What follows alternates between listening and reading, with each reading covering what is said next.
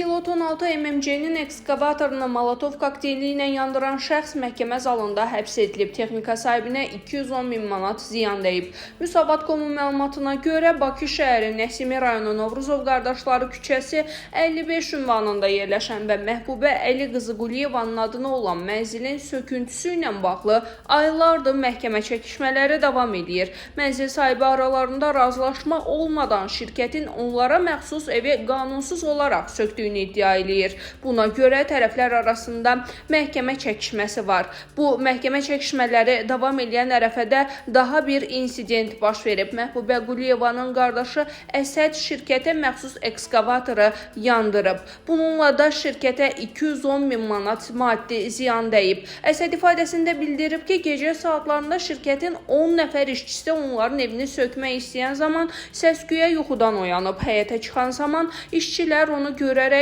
vurun onu deyib. Bundan sonra həyətə keçərək manqalda olan benzini götürüb üzərinə salfet bağlayaraq onlara tərəf atıb. Əsədin sözlərinə görə məqsədi ekskavatoru yandırmaq yox, onları qorxutmaq olub. Zərər çəkmiş tərəfin iddiasına görə dəymiş zərər 210 min manatdır. Nəsimi rayon məhkəməsinin hökmü ilə təqsirləndirilən şəxs 3 il müddətinə azadlıqdan məhrum edilib. Ev dustaqlığında olan Əsəd məhkəmə zalında həbs edilib.